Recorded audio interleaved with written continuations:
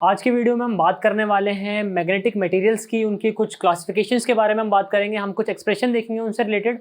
और अगर आपने इलेक्ट्रोस्टैट यूनिट को बहुत अच्छे से पढ़ा है तो हम जो यूनिट अभी कर रहे हैं ये मैग्नेटिक फील्ड और ये जो भी हम पढ़ रहे हैं मैग्नेट्स के बारे में, ये आपको बहुत ईजी समझ में आने वाला है। और मैं पहले ही बता दूँ, अभी से आगे तक जितनी वीडियोस आने वाली हैं वो सारी रिलेट करेंगी इलेक्ट्रोस्टैट से, और मैं आपको रिलेट करके ही बताने वाला हूँ। तो अगर अभी तक आपने मेरी इलेक्ट्रोस्टैट की प्लेलिस्ट को नहीं देखा है तो या तो आप डिस्क्रिप्शन में चेकआउट करें या ऊपर आई बटन पे जाके विजिट करें मेरे उस प्लेलिस्ट को और सारी वीडियोस को देखें, फिर आपको ये टॉपिक ज़्यादा ईजी समझ में आएगा।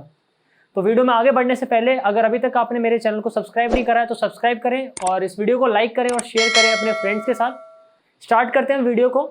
तो देखो, जो मैग्नेटिक मटेरियल होता है, तो यहाँ पे मैंने जो क्लासिफिकेशन किया है ये मैंने किया है on the basis of magnetic material substance.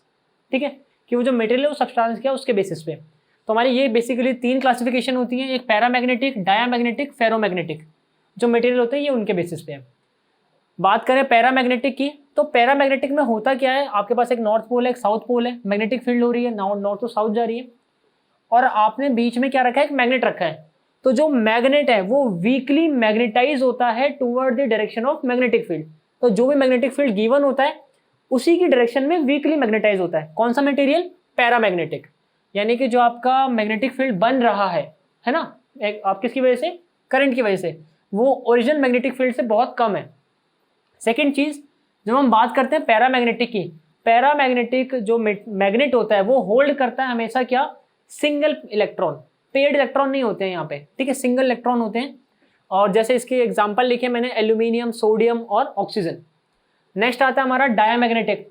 अब डाया वर्ड से समझ में आ रहा है, डाया मतलब टू। तो मैं यहाँ पे जो हम बात करेंगे इलेक्ट्रॉन पेयर की, तो इसमें पेयर यूज होते हैं। कोई भी शेल यहाँ पे सिंगल इलेक्ट्रॉन को होल्ड नहीं करेगा, सारे क्या करेंगे? पेयर्ड इलेक्ट्रॉन को। और इसमें जो हमारा इंड्यूस मैग्नेटिक फील्ड होता है, ठीक है, जो हमारा मैग्नेट में इंड्यूस मैग्नेटिक फील्ड होता है वो वीकली मैग्नेटाइज होता है opposite direction of original magnet field. ये क्या है? सेम डायरेक्शन में है। कौन सा? पैरामैग्नेटिक। डायामैग्नेटिक अपोजिट डायरेक्शन में। यहाँ भी हमारा बीआई जो है काफी कम होता है, क्योंकि मैंने जैसा बोला वीकली मैग्नेटाइज होता है, पेयर्ड होते हैं यहाँ पे सारे इलेक्ट्रॉन। एग्जाम्पल हो गया NaCl और H2O। अब हम बात करते हैं फेरोमैग्नेटिक की। तो जितने भी मैग्नेट होते हैं और जितने भी मेटल मैग्नेट बन सकते हैं वो सारे आते हैं फेरोमैग्नेटिक सब्सटेंस की कैटेगरी में। तो इसमें होता क्या है, जो भी आपका मैग्नेट है वो स्ट्रांगली मैग्नेटाइज होता है toward the direction of induce, जो भी आपका मैग्नेटिक फील्ड है उसके डायरेक्शन में होता है, ठीक है, स्ट्रांगली मैग्नेटाइज।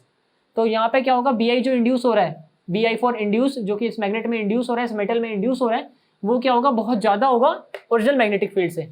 और इसमें एक चीज और होती है, इसमें क्या होगा, आप वन या उससे ज्यादा सिंगल पेयर इलेक्ट्रॉन को होल्ड कर सकते हो। आपका एक तो होगा पेयर्ड इलेक्ट्रॉन, बट आप इसके अलावा बाकी सबको सिंगल रख सकते हो, या एक से ज्यादा सिंगल पेयर्ड इलेक्ट्रॉन भी रख सकते हो। एग्जांपल है इसका क्या? आयरन, कॉपर, निकल। इसमें एक चीज और होता है, जो आपका फेरोमैग्नेटिक सब्सटेंस होता है ये कभी भी लिक्विड फॉर्म में नहीं होता। कोई भी लिक्विड कभी भी फेरोमैग्नेटिक सब्सटेंस नहीं होता। फिर इसके बारे में हम और बात करें, फेरोमैग्नेटिक सब्सटेंस को अगर हम मैग्नेटिक फील्ड के बाहर निकाल दें, अभी तो क्या मैग्नेटिक फील्ड हम दे रहे हैं सबको, है ना, तो हमें ये पता चल रहा है, लेकिन अगर हम इसे मैग्नेटिक फील्ड के बाहर निकाल दें तो फेरोमैग्नेटिक सब्सटेंस अपना मैग्नेटिज्म नहीं खोता, ये तब भी अपना मैग्नेटिक पावर होल्ड करेगा। लेकिन जो डायामैग्नेटिक और पैरामैग्नेटिक है ये कहीं ना कहीं थोड़ा बहुत अपना मैग्नेटिक पावर को खो देते हैं। हम बात करें डायामैग्नेटिक की, डायामैग्नेटिक सब्सटेंस क्या होते हैं? मैग्नेटिक फील्ड से दूर भागते हैं, ठीक है। अगर आप इसे मैग्नेटिक फील्ड में रखोगे तो भी ये उससे दूर भागने की कोशिश करेंगे। और इससे रिलेटेड एक थ्योरी भी है। थ्योरी क्या? आपके मैग्नेटिक थ्योरी। मैग्नेटिक थ्योरी में क्या होता है, जब आप किसी मेटल को क्या करते हो, इलेक्ट्रिक फील्ड में रखते हो, तो वहां पे ये कुछ ऐसी होती है थ्योरी, बहुत सारे सर्कल बने होते हैं, इन सब में इलेक्ट्रॉन है। अब मान लो ये किसी डायरेक्शन में होते हैं, किसी अलग अलग डायरेक्शन में होते हैं, तो ये जो इलेक्ट्रॉन का डायरेक्शन है, ये जो आपके एरो बने हुए हैं, इनके डायरेक्शन कैसे मूव करते हैं अलग अलग मटेरियल में सेम मैग्नेटिक फील्ड में, तो वो होती है आपकी कौन सी? Magnetic theory. फिलहाल हम उसकी बात नहीं करेंगे, हम आते हैं हमारे नेक्स्ट टॉपिक, मैग्नेटिक फ्लक्स। अगर आप फ्लक्स यहाँ पढ़ रहे हो और इससे पहले आपने इलेक्ट्रोस्टैट में फ्लक्स की वीडियो नहीं देखी है तो या तो ऊपर आई बटन में जाके चेकआउट करें या देख के, क्योंकि वहां हमने बात करी थी किसकी? इलेक्ट्रिक फील्ड की। यहां हम बात करें मैग्नेटिक फील्ड की। इस पूरी यूनिट में इन दो शब्दों का ही खेल है, क्योंकि मैं अभी तक सारी डेरिवेशन सब कुछ बता चुका हूं इलेक्ट्रिक फील्ड के साथ, और अब हम उसको यहाँ पे चेंज करेंगे मैग्नेटिक फील्ड से, और जस्ट ई की जगह पे बी लिखेंगे। तो यहाँ भी मैंने वही करा है। आपके पास एक सर्कल है जहां पे एंगल बी पे मैग्नेटिक फील्ड जा रहा है, और इसका एरिया वेक्टर कहाँ है? बाहर है, परपेंडिकुलर नॉर्मली।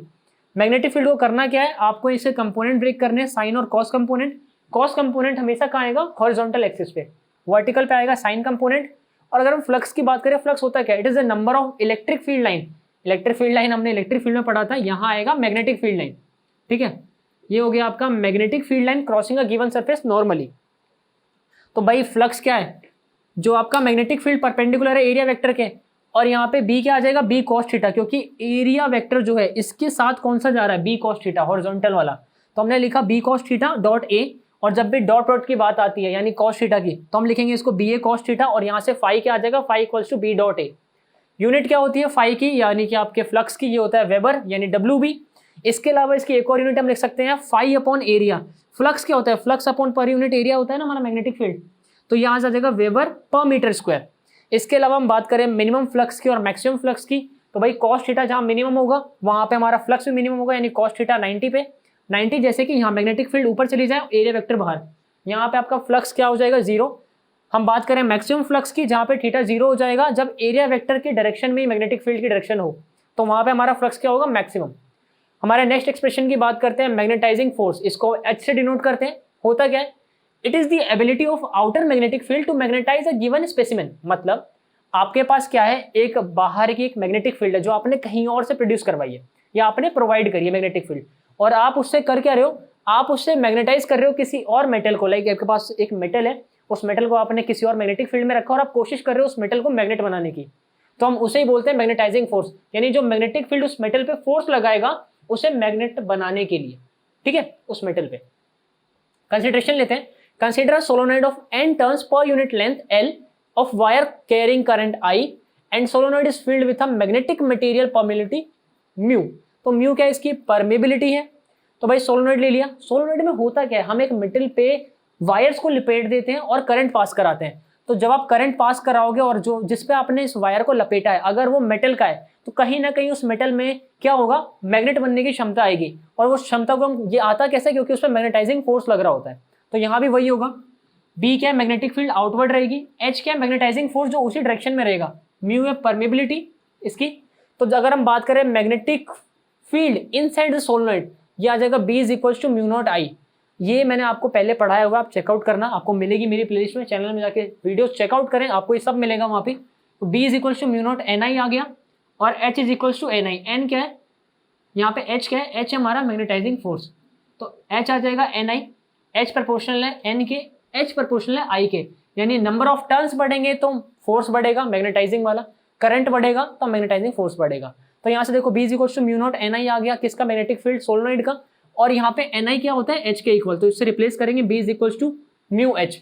म्यू यहाँ पे परमेबिलिटी है, अगर आप परमेबिलिटी को चेंज करोगे तो उसकी वैल्यू म्यू में चेंज हो जाएगी, यानी B vector equals to mu not H vector. H is a vector quantity and direction is always along the magnetic field produce. जिस डायरेक्शन में मैग्नेटिक फील्ड प्रोड्यूस होगी उसी डायरेक्शन में हमारा मैग्नेटाइजिंग फोर्स भी होगा, जैसे मैंने यहाँ बनाया है।